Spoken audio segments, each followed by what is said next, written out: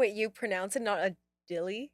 Not a D.L.E, How do you pronounce it? not a D.L.E. Because it's Okay, you supposed said to. it so fast. I thought you said not a dilly. Oh I'm my like, god, that is would be that how actually you? kind of. Should I change it now? Not a D.L.E. Not a D.L.E. Okay. This is Sarah Chung, and I'm here on Not a D.L.E.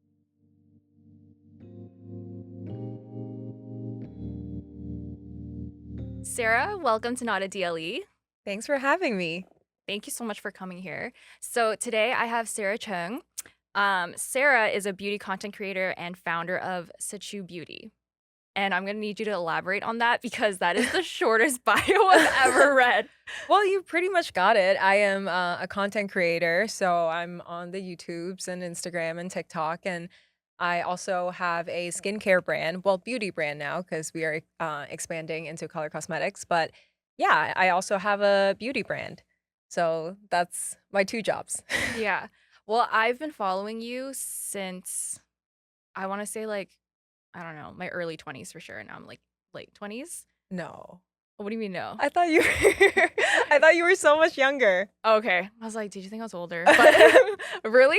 Yeah. No way. Yeah, I think we're the same age. Oh, really? Yeah, yeah. So we So grew up together. kind of, yeah. But like you were on the other side of the world.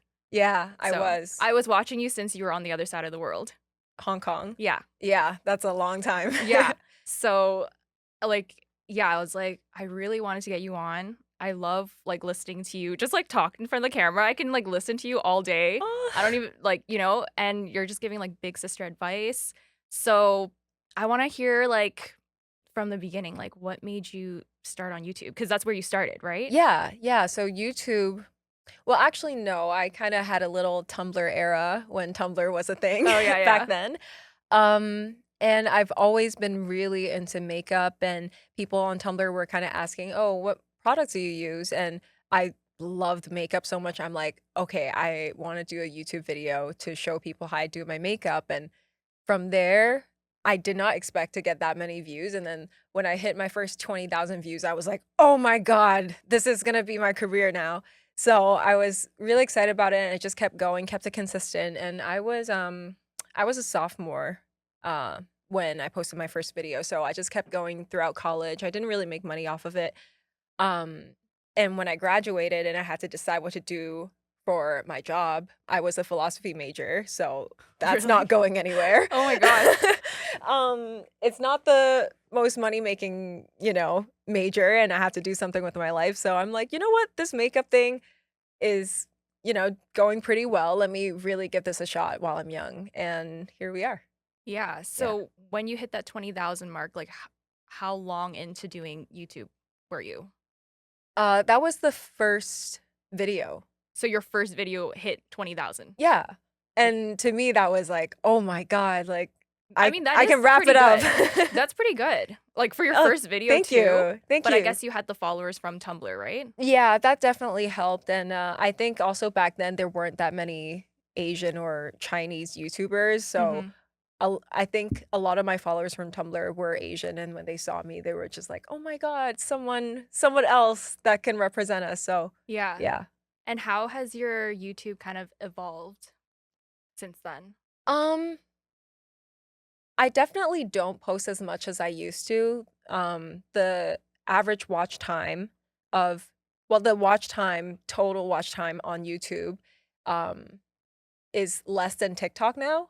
I think 2 years ago, TikTok surpassed YouTube. Mm-hmm. So I started creating more short form content, and I do really enjoy TikTok as well. It's so much more lighthearted. You don't have to create a thumbnail, you don't have to do as much planning, but there's a time and place, I think, for longer form content. So I make YouTube videos when I really have the material and the time, also running Such a Beauty and doing TikTok and, it's a lot of work and a lot of time for sure. So YouTube is taking a back seat right now, but it's definitely my pride and joy. Yeah, Yeah. because that's where you started, Yeah. right? But I think a lot of your fans that were from YouTube probably do follow you on TikTok now. And Yeah, I think so. yeah. Yeah. And so you started in Hong Kong. Mhm. Can you kind of talk about your life over there and then what made you want to come to Canada? Yeah, So I went to school in the States. So I was in Virginia and then Texas, and I graduated from UT Austin. And once my student visa expired, had to figure out what to do with my life. I went back to Hong Kong for a little bit, and my family situation wasn't the best in Hong Kong. So I was just like, I'm not leaving too much behind. It's not like I have this great life in Hong Kong where, I have my whole life in Hong Kong. I was just kind of like, why not take a risk? And then I fell in love with the Saga man. Really? That's how it Yeah. happened? Oh my god. So No. I Oh my moved god, that's funny. to yeah, and also because I was a YouTuber, so I'm technically self-employed, and self-employed under immigration terms is just unemployed. Because Really? there's no guarantee that you'll find Right. work, Okay. and they don't wanna like, bring you over unless they know that you're making money, right? So it was very, very, very hard, basically impossible to move to the States. In that point in time, I was a fresh graduate, like, why would they take me in? Mhm. So, Canada has a much more forgiving immigration policy and, my ex was there. So, I was like, "Maybe I can try out Canada," and it's in North America, and a lot of brands want to work with people who are already based in North America, so I'm like, Canada, close enough, I'll give it a shot." And it's been 4 years since I moved here. And how do you like Canada? I love it, except for winter. I was gonna The winters say, are crazy, it's but so brutal. yeah, but I really enjoy it now because, I found kind of my group of people, my group of friends, having a partner here, and yeah, I just feel like I have community here now. Yeah. No longer the Saga man. No. But it's great that he brought you here. Yeah. Yeah, but our winters are brutal, so Yeah. I'm surprised. Well, I love Hong Kong, like, I've been back Mhm. a few times, and I guess when you're not from there, um, if it's probably a different experience. Yeah, I always say Hong Kong is really great to visit, not necessarily to live in. Mhm. The housing situation there is absolutely insane. It's the most expensive rent. It's virtually impossible for anyone to buy a house. I mean, it's getting pretty bad in Canada too, but in Hong Kong, it's just like really, really, really expensive for a very small apartment. And I just didn't see an economic future for myself in Hong Kong, and I also wanted to expand beyond Hong Kong, so yeah. Mhm. And, you said your family life in Hong Kong wasn't the greatest. Mhm.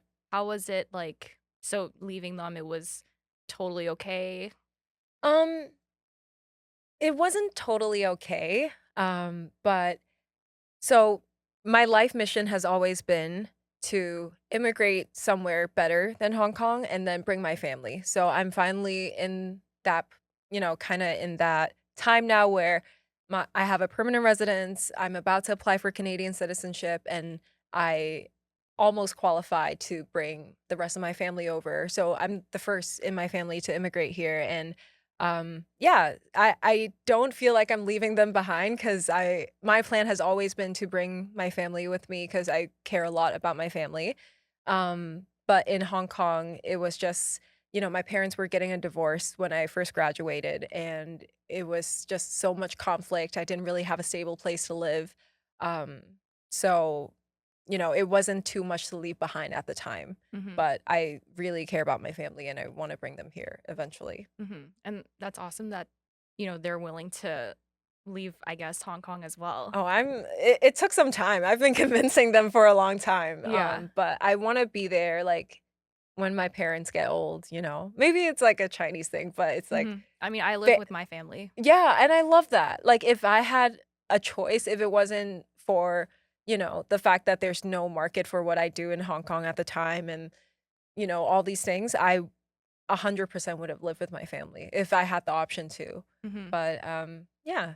I think we can do that in the future. My goal eventually is to spend more time with my family once I can move them over here. Yeah. Yeah. So, being both in, like, Hong Kong and Canada, can you kinda talk about, like, the beauty standards and what kind of the differences are? Oh, I got a story. Okay, so, when I first moved back to Hong Kong after I graduated, I was looking everywhere for a manager because there were brands that were starting to hit me up, and I am not good at emails and negotiations. So I'm like, I need management. Like, take 20%, take whatever. I just need a manager. Yeah. Right. So I went everywhere, and there are these management companies that are starting to manage influencers, but they traditionally manage models, and they still aren't that privy to like the new market of influencers and content creators yet. Mhm. So I went to this one meeting, and I asked them, "Hey, like I have YouTube, I have, this many followers, this is the content I create, and I built a pretty good community. I just need a manager." And the first thing they said to me, is, "We can't sign you unless you lose 30 pounds." Wait, this is in In Can Hong Kong. Oh, okay, okay. Yeah, this is in Really? Hong Oh Kong, my yeah. god. And I'm like, 30 "Girl, I'm pounds? not That's a lot. yeah, and I'm like, "I'm not well, I was a little thick, but I'm not trying to model, I'm not trying to do Fashion Week, I'm trying to make YouTube videos, which I'm already doing pretty well." Yeah. So I think that was, like, a very critical moment where I'm like, "Okay, I am not the cookie cutter Chinese girl that they're looking for." And the type of content I create also is sometimes a little out there, so I think the culture there is so brand safe that and I'm such a risk taker, I knew it wasn't gonna work. So I wanted to take a risk in Canada instead. Mhm. But yeah, it's definitely way more limiting there, because there isn't as much diversity in beauty, and I feel much more free in Canada. Yeah. Yeah, That's yeah. I mean, I think you hear about it, but it's kinda different when you hear, like, a very personal story, and yeah. how do you, how are you able to stand so confident in yourself? Because I think that could break a lot of people, to hear, maybe feeling like you're not good enough or not good enough in reality, but to their standards. Um, I felt like because I already had something that was working Mhm. on YouTube, and the great thing about connecting with people online is you don't have to be a model. You don't have to look a certain way in order to have a connection with your audience. And I already had that. And that's what I was trying to do. And I was never trying to be like a Kendall Jenner in my whole life. So it didn't really affect me that much because that wasn't my goal anyway. I wasn't trying to be a model. So Mhm. um yeah, it wasn't my goal. So it didn't affect me too much. Yeah. So can we talk a little bit about SACHEU Beauty and how that came about? Sure, yeah. So I started the brand after I came to Toronto, Mhm. um, about 3 years ago. I always get the math wrong, but I think 3 So years is this ago. during the pandemic? Yes, it was a COVID business. Um, and we were very lucky because it was during the time when everybody had to stay home and, like, everybody's talking about skincare, so the timing lined up perfectly. Um, but this brand incubator, reached out to me and wanted to create a product with me, and I immediately had this idea of doing a stainless steel gua sha and roller, and now you see it everywhere and dupes everywhere, but back then, it did not exist. I It's had the to OG. I had to Photoshop the first one. I couldn't find a reference online, um, and it was so natural for me, and I already knew what I wanted to create because I was reviewing so many skincare products, makeup products online, and I knew exactly what the gap in the market was because I instead of just, like, creating a negative review, I just create the better product instead. Mm. So, I already had this idea in my head, and I, briefed them, I gave them all my ideas, and we created the stainless steel gua sha and roller, and it was never supposed to be a brand. We planned on just creating a capsule collection of 2 facial tools, and it was after the success of the first 2 tools that, everybody went crazy, it sold out so fast that we all thought, "Maybe there is something here, maybe there's more that we can create together," and then we kinda created a brand, like, retroactively. Mm. So, it was a long process of brand building after the fact, but that's where it started. That's awesome that, a brand reached out to you and was able to kind of, I guess, help you out throughout the process. Oh, yeah, absolutely. So they have a lot more know-how in, the manufacturing side of things, Mhm. whereas I am much more about the branding, marketing, and product development. That's really, where I do most of my work. Yeah. Yeah. And I mean, I saw during COVID that I think it was Courtney Kardashian? Yeah. Yeah, she, like, put it on her Poosh site, and Yeah. then she gifted it to her entire family. Oh, yeah, I lost my mind. I was so shocked. So that was 3 months after we started the brand, That's and I crazy. had no idea how we got so lucky, but somehow Courtney found our brand and really liked the gua sha and want to, sell it on Poosh, and after they reached out, she even decided to put it in a gift basket and sent it to, Kris Jenner, Kim Kardashian, Lori Harvey, like, it was so surreal, and I think that speaks to the fact that, you know, I'm such a beauty enthusiast. People who are in product development at SACHEU Beauty are all beauty enthusiasts, and we know exactly what works and what doesn't, and, naturally, people start picking up on it, and we feel very lucky that Courtney liked our product. Yeah, that was crazy, and, like, the fact that it was 3 months into Yeah. like, that's almost unheard of. Yeah. Ooh, yeah, exactly. I can't explain it. They reached out to us. Like, we didn't even do any outreach. We didn't think we could send anything to the Kardashians yet, So we got very lucky. That's awesome, and then Yeah, now it's, like, available at Ulta Beauty. it is. So we went store wide in 2023. So that's 1,411 stores all over America. And we are adding more SKUs to more doors very soon. Something we're doing this year. Amazing. Yeah. And then, can you talk a little bit about the other products? So I know, like, the lip stain, Mhm. that was going, like, viral and Mhm. sold out. So, um, what other products are you allowed to say? Yeah, so the products that are coming out soon or the products we have? Or okay, fine, you can talk about your goals. Okay, so the lip liner stain is our most successful product now, which we did not expect at all because the gua sha was doing so well. We always thought that was gonna be our hero product, and the lip liner stain was doing so well, that it actually outsold our gua sha, and we are also expanding more into color cosmetics because I'm a true and true makeup enthusiast. I love makeup, so we are creating more products similar to the lip liner stain.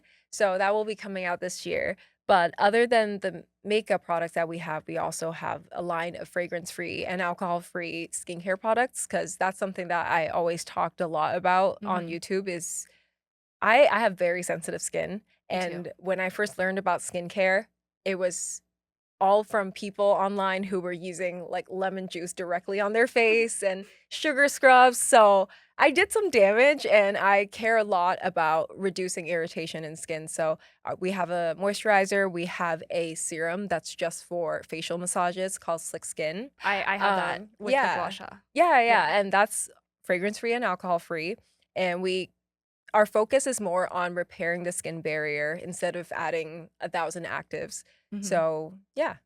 So how did you learn about makeup and skincare? Was it just through, like, YouTube tutorials? YouTube tutorials, and, I also really like, Paula's Choice, Mhm. and that was the first skincare brand that I really, like, actually changed my skin. I So actually bought Paula's Choice because of yeah, you.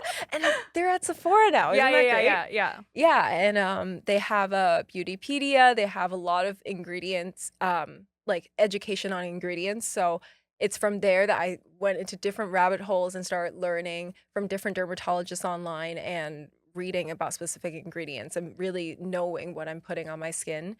Mhm. Yeah, but I don't have any formal training, although I did look into, getting an esthetician license, but apparently you can't do that in Toronto, you have to go to, like, an official school in New York. Oh, really? I Yeah, didn't know. something like that, but, I think I wanna do that in the future. Yeah. Yeah. That's nice that, like, you care so much about the products and, like, Mhm. you actually really believe in them and you're actually doing the research, not just having, like I guess I'm sure you have a team behind you, but you're also doing the research too. Yeah, absolutely, and with like, my philosophy with business is always product first, cause a good product will do the marketing for you. And, like, when we first started, we barely had any budget for influencers, but our lip liner stain still went viral, Mhm. on TikTok, and that's because people actually like the products, and it looks interesting on TikTok, and people actually repurchase it a lot, so I think when you have a really good product, it kind of speaks for itself. Yeah. Yeah.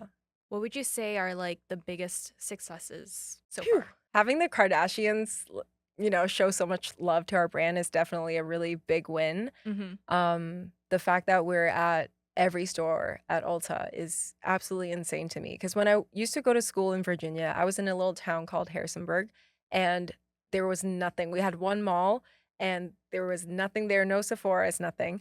And they announced that they're gonna open an Ulta in that town, and I was so excited. I took the bus at like 7 a.m. I took the bus to the mall to line up because the first 100 customers get like a little coupon.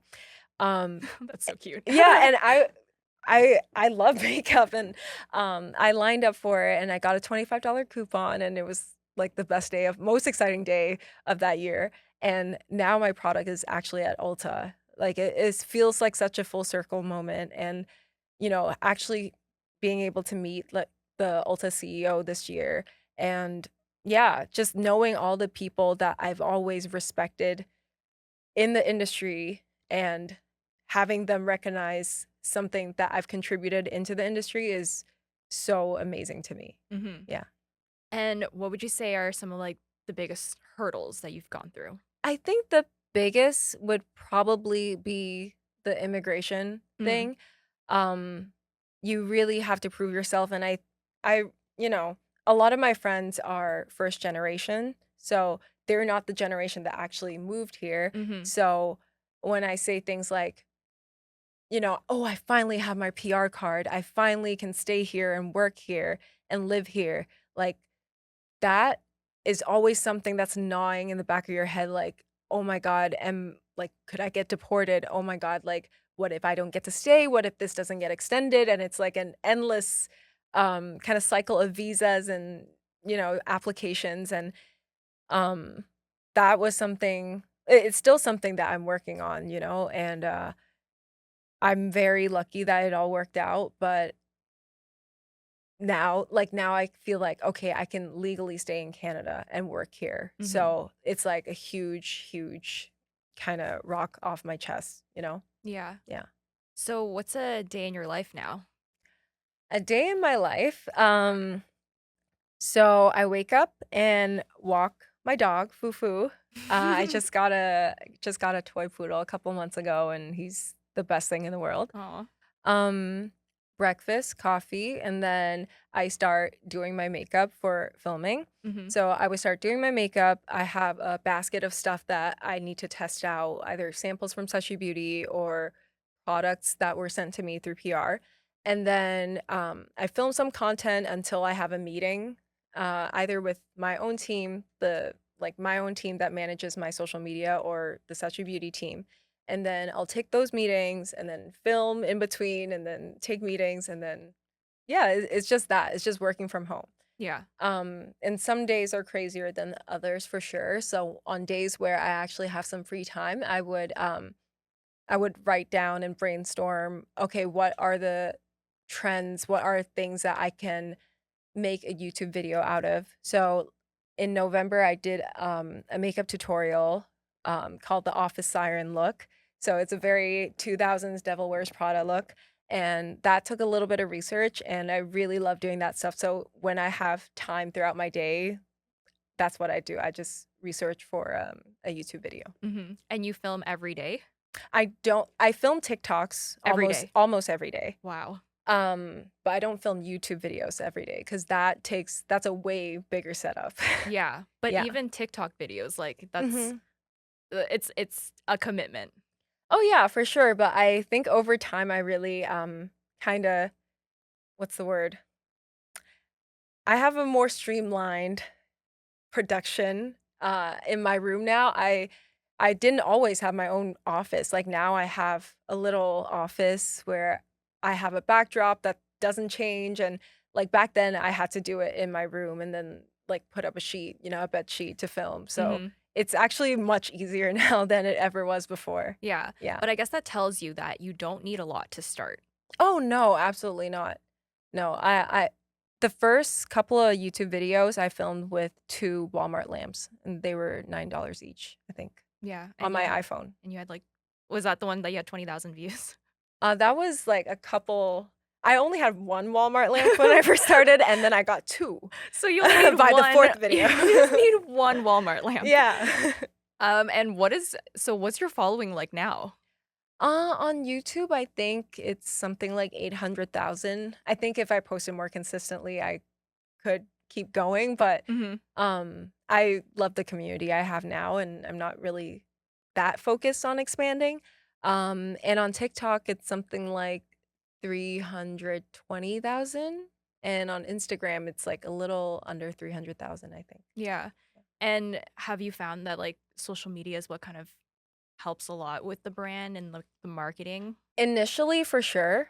I think I wouldn't have had the opportunities I had and had the immediate, almost overnight success with the brand if I didn't already have my platform. But now I really don't think it's through my platform that people are finding out about SACHEU Beauty. The majority of our customers actually have never heard of me, Mm, which is exactly what I want. And I think that's a testament to how much thought goes behind the product because people love the brand and love the product independent of me. right. So that's kind of how I like it and how I want to keep it. Okay, so to our listeners who are, wanting to pursue their passion and are hesitant, or maybe they've taken the first step but, need some encouragement, Hmm. what kind of advice would you give them? I can only speak from my experience, but I think the greatest strength I have is I am really brave. Like, I'm delusionally brave and confident. I don't think I work significantly harder than anyone else or got significantly luckier than anyone else, but I've always been a risk taker, and sometimes it comes back to bite me in the ass, but a lot of times it actually works out. I guess that's the luck part, but I think a lot of people question themselves and have so much fear like, "Oh, what if this doesn't work out? What if my friends, send my YouTube video to the group chats and make fun of me?" Like, who cares at the end of the day? Like, whatever it is that you're trying to do, just take the risk, especially when you're young. Especially if you're in your 20s, you have nothing to lose. Mhm. Um, so yeah, just go for it. And sometimes in a lot of fields, especially in the creative industry, I find that the people who are the most successful, sometimes they're not the most talented. Sometimes they are the most delusional.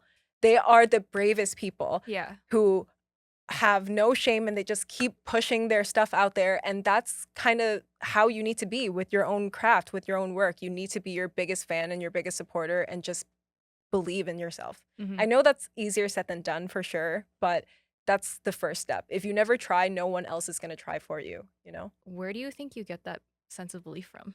Mm, I think it's probably cuz I was such a tomboy in school and a lot of I didn't have a lot of friends. I was never the popular kid, so I was very okay if people didn't like my video or like people didn't like what I put out there.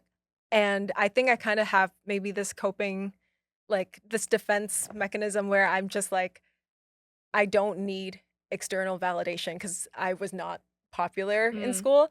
So as I grew up, I'm just like, even if I fail at this, it's not the end of the world. Even if this agency says they need me to lose 30 pounds, I don't care. I'm going to keep it pushing and try at the next management company, you know? yeah. So I think that helped. Yeah. I actually like the older I get, the more I look back on like let's just say like people who were popular in high school, Mhm. and I feel like sometimes it creates so much more insecurities Mhm. as you grow older because you need that external Yeah, validation. and you have to live up to the person you were in school, and I was a nobody in school, so it was so easy to exceed people's expectations, so I'm actually curious why so what made you go to school in Virginia? oh, the major I chose in the beginning, before I switched to philosophy was political science, so I wanted a school that's kinda close to DC Okay. because if I eventually I want to be like a Sarah Palin. So I'm like, if I eventually, you You got the know first name. You're almost yeah, there. halfway there. If I eventually want a job in DC, like, it would work out. And then I got a scholarship at UT Austin Mhm. and transferred there. Okay, okay. Mhm. I was just like, Virginia, that's so like random. Yeah, That's amazing. I love Virginia. So for this season of Mhm. Not a D.L.E, we're starting a new segment called You Dim Sum, You Win Some. So I'm like grabbing listener letters. So if you guys have anything you want to vent about or talk about or ask questions about, you guys can send in your letters via DM or email. But today, I just got some stuff off of Reddit, so I want Sarah's advice on, Okay. yeah. I love this. So, I feel like I'm forced and expected to be around my family forever, and if I were to leave, it's seen as abandonment and or choosing something else over them. I thought the expectation with most Americans was to move out of home during or after college. A lot of American parents seem to want their kids to get out. I just can't imagine my parents ever being so chill about it in this way. Do your Asian parents try to guilt you like this? And I feel like you kind of have a bit of insight about this because, I mean, you left home. And Yeah, I left home and went to the other side of the world, yeah, so I really left home. was there like a part of you that ever felt guilty for leaving? Yes, um, I I did, but I think I also got off really easy because I don't have the most traditional parents. My dad is, photographer and director, and my mom back in the day, worked at a department store and also acted sometimes, like an actress on the side, so, Ooh. I don't have the most traditional parents, and neither of them went to college, so, they kinda don't know how the whole education pipeline works and kinda just let me do my own thing, Mhm. so I don't have that pressure from them that's direct where they're saying, like, "You have to stay home," but I have a very close relationship with my mom, and I could never, like I would never abandon her, but I know that this is the best thing to do for me and for her because everything that she's put in me, all the love, all the hard work she's done to raise me to be who I am today is so that I can go out there and achieve something greater than what I was and what the family is, to go out there and try to create something better for myself, a better life for me and for the family. So that's what I did, and, whatever I get out of it, money-wise or whatever it is, goes back to the family, like, if I actually go and use my talents, I feel like is the best way to repay my parents. So, if it is limiting, I mean, I don't know this person's specific situation. I know there are some parents that can be very, very strict and, like, actually physically not allow you to leave the house, so Mhm. that would be a completely different scenario, but I think don't limit yourself because of any guilt or feeling like you have to appease your parents. I think the best way to appease your parents is to make the most out of the talents you have. That's good advice. Yeah, I don't think I I could don't know, top that's that. just what I think. Yeah, but I do like similarly, like I don't have super traditional parents. I Mhm, guess that's why I'm here. mhm, But I do have like aunts and uncles and like even friends like when I graduated university and they were like, "Oh, like kind of like, "Oh, what are you going to do as your career?" And they wouldn't like I also do acting, so they weren't taking it seriously. They were like, "Oh, so what are you going to do as your career?" mhm. It's like, "Well, that's what I want to do." But there are a lot of like aunts and uncles that kind of sometimes make you feel like ashamed of Yeah, for who you sure. are.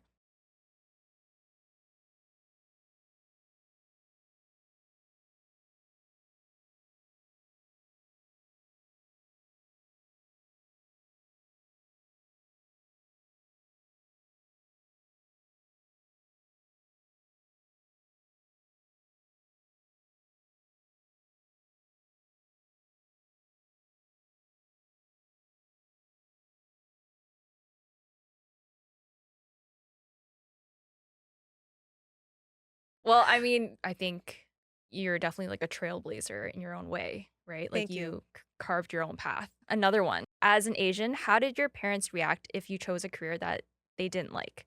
My family was very set on me going into an industry that makes a lot of money. Doctor, lawyer, engineer, computer science name the main ones. I started to study pre law, but was so depressed and unhappy doing it that I changed schools and majors. My family was very upset, yelling that I was going to be poor. How do people deal with their families that don't support their careers? I feel like I had the opposite problem. I'm so sorry I can't give you good advice because um, the reason why I went into philosophy is because I was in the pre-law route and I want to eventually go to law school. Um, because I was also on the debate team, like I wanted to be a lawyer, and then my parents didn't support that. Really? Yeah. Wait, Um, why? they're like, who's gonna pay for law school? Are you paying for your own law school? And I couldn't take out a loan back then, so I was like, all right, That's dead it, dead hilarious. it. I'll be an influencer. But no, because my dad was a photographer. He did, a lot of album covers for Faye Wong, and he's like pretty big in the '90s, and he wanted me to be a director. Mm. Um, and he kept pressuring me to go into a creative industry, and I rebelled and wanted to go to law school. It's like some reverse Yeah, psychology. I know. Actually, it worked. And then yeah, so I don't really have that experience. Yeah. Yeah. But I guess a lot of I don't want to say a lot. I guess stereotypically there are a lot of like Asian parents that might Mhm. be a bit tougher and like trying to push their kids to go into these fields. I don't know. I guess like it's kind of similar to what you said, like just do what you love because Mhm. I mean, at the end of the day, it's also your life, right? So Yeah. you're gonna have to live with your choices. Yeah, for sure. And I think sometimes Asian parents, they care so much that they helicopter their children so much Hmm. sometimes that um it leaves them very little freedom. And sometimes maybe the fear of taking risk comes from that is because your parents gave you such a specific path. Um but yeah, if you want to be a doctor, then go be a doctor, Hmm. but if not, it's your life. Your Yeah, parents won't be around forever and you need to make these calls for yourself. yeah. So your dad must be so proud of you now that you're in that you're in a creative industry. Um, yeah, kind of. He's never said that before, but Well, I guess maybe Asian parents just don't say yeah, that yeah, normally, but for sure. yeah, like, would you ever become a director? I don't think I have it in me. I don't think I'm talented enough to be a director. I think it takes a very specific type of person with very good intuition, like visual intuition, and I don't have that. I don't So know. You never say never. You never know. I can direct YouTube videos. I'm gonna move on to some rapid fire questions. Okay. 10-step skincare routine or minimalist skincare? Minimalist, Glass skin or dewy skin? dewy. What is the difference? I think glass skin focuses a lot more on like being completely poreless, almost like artificial looking, and dewy is just glowy. Yeah. Do you use your gua sha or your jade roller more? Gua sha. Oh, really? Yeah. I feel like the jade roll is kind of easier to use. It is easier to use, but sometimes I forget. But the gua sha, if I don't use it for a couple of days, I notice like in my Really? face. Yeah. Because like it's like puffier. Yeah. Yeah. And the double chin comes back and I need to use it every 3 days at least. Good to know. Yeah. I'm gonna start being more consistent with mine. What's your favorite makeup brand? SACHEU Beauty, of course. Of course, of course. Man, there's so many. Um, I like ColourPop. I really like ColourPop. What's your favorite makeup trend of all time? Oh my god. The porcelain skin that was started by Pat McGrath at Oh, the Margiela show. She's an icon. She is the influencer. She is the most influential makeup artist and I love that trend. yeah, you Yeah. just did that recently. Yeah. Yeah, it looked really cool. Yeah. Thank you. I was like, that takes talent because I could not Yeah, I do did that. it 3 different times, but I love Pat McGrath. Like, there's very few people that are that creative that can make such can shake the makeup community so much, so Mm-hmm. love her. Yeah. Okay, I can't leave my house without. Hand sanitizer. Oh, really? Yeah. I thought you were gonna say sunscreen. Sunscreen too, but hand sanitizer. Yeah, I mean, honestly, after COVID, Mhm. I have like a little mini hand sanitizer in every bag. Yeah. Yeah, everywhere I go. Okay. What's the craziest DM you've ever received? Can we skip this question? Um, I feel like it's clearly very crazy. so there's this guy that he printed out a photo of me and then jerked off on it all over the photo and then took a photo of that and Oh sent it to me. god. People are freaking crazy. And I was like 19 when that happened. Ew. Yeah. That's disgusting. What did you Yeah. do? You just deleted it? Blocked. Okay, yeah, for sure. Block, I have a block. lot of people blocked. Block report. Yeah. Oh my god. Ew. What the hell's Yeah. wrong with people? Anyways, okay. Smartest thing you've ever done? Moving to Canada, I think. Nice. What's the dumbest thing you've ever done? Oh, I had my boobs done. That's the dumbest thing? Yeah, because I went to Korea. So, this was like 2019, I think, and I got an offer for a free boob job, and I was young, and I was like, "Oh, I want to be an influencer. Of course, I need a boob job." So I went to Korea to get it done, and then I after like a month after, I was like, "Why the fuck did I do that?" So I like had it removed within the same year. Wait, did it like turn out bad or? I just didn't want them. I was just like, I don't want big tits. Like that was not. You're like, oh well, it's free. I'll Yeah, just no, take it." actually, I feel like it's like how I'm so cheap as a person, and I'm like, that is a deal. So I was like, okay, I'll get it done. Oh my god, And I came back, I'm like, what the fuck did I do? that's crazy. And Yeah.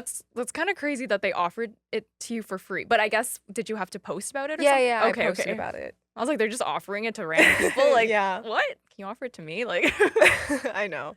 oh my gosh. Okay, that's funny. Well, thank you so much, Sarah, for coming. And if people want to find you, where do they find you? It's SACHEU, SACHEU on TikTok, YouTube, and Instagram. And SACHEU.com to check out SACHEU Beauty. Amazing. Thank you so much. Thank you so much for having me. This has been way easier than I thought it was gonna be. Yeah, So thank good. you. I'm glad. Thank you so much.